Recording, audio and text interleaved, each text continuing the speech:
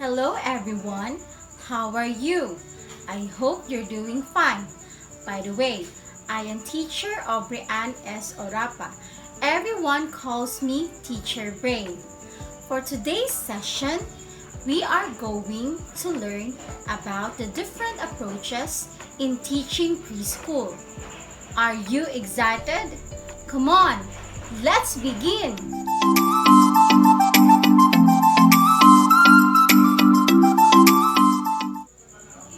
When selecting an approach, teachers need to consider first, children's interests and capabilities. Preschool education must be anchored with a child-centered curriculum where learning should be focused on the children's needs and interests. That way, children can be active in the teaching and learning process. Second, children's own skills and philosophies. Choosing the type of approaches that are suitable to the children is very challenging. That is why it is very important for us teachers to know what skills our learners possess in order for us to come up with effective and developmentally appropriate activities for our learners. Third, the curriculum. The curriculum in early childhood education must be in line with the progressivist concept. That means children are the ones who will initiate learning. The learning contents in the curriculum are age appropriate that promote independent learning.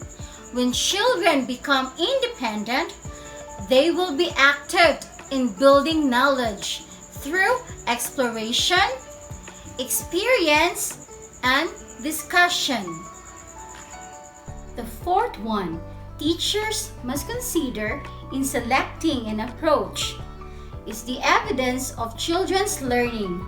This pertains to the result of evaluation and assessment we conducted in our class. If we see that the learning outcomes are not met, that's the time that we change our strategies or approaches. We must also remember to keep records of our students' output for us to keep track of students' progress in learning.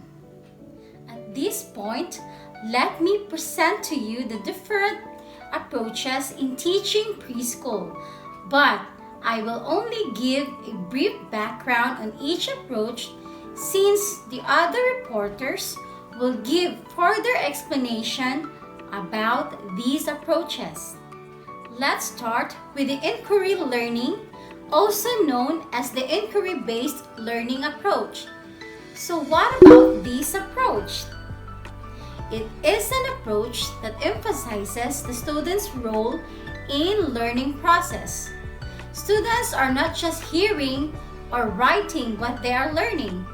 Instead, students get the chance to explore a topic more deeply and learn from their own first-hand experiences.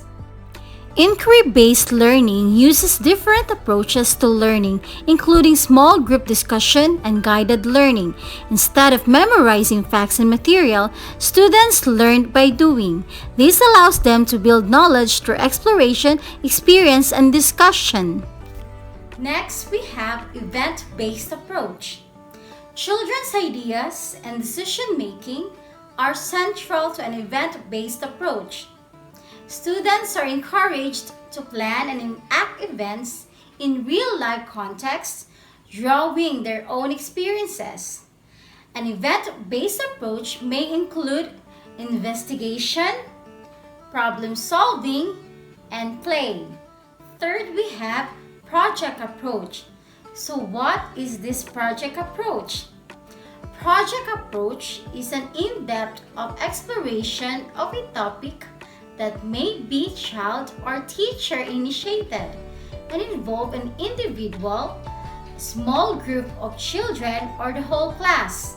So what differentiates the project approach from the inquiry-based learning approach?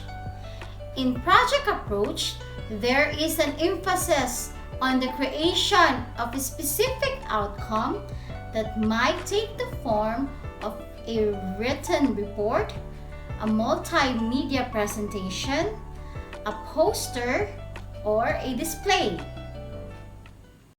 In our kindergarten class, we have this what we called as the project making day. This is the day that the students are given the opportunity to make their own project inside the classroom, of course, with the guidance of the teacher.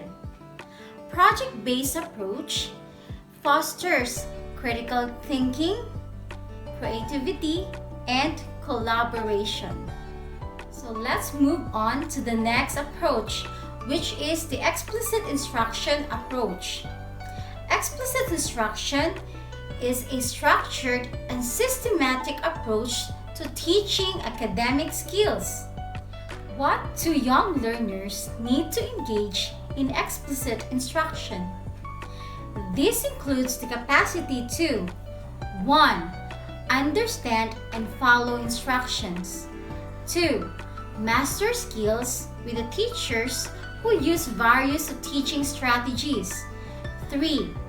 Understand and apply concept and content into new context. And 4. Retain and recall information. So it's all about the cognitive works. Then we have the fifth approach, which is the play-based learning approach. Children are naturally motivated to play. A play-based approach builds on this motivation, using play as a way for learning. In this context, children can explore, experiment, discover, and solve problems in imaginative and playful ways. These are the materials we use in our kindergarten class for the play-based learning approach. Concrete alphabet letters, bingo cards, puzzles, step-on mats, Play-Doh mats, and shape sorter. Next, we have the direct teaching or instruction approach, which refers to a step-by-step or lesson-by-lesson approach to teaching that is scripted and follows a predetermined skill acquisition sequence. It is also used as a general term for the teaching of skills by telling or demonstrating. It is a common approach used for the teaching of handwriting as well as phonics, letters, and numbers. And last but not the least, we have the blended approach. A blended approach combines elements of more than one approach.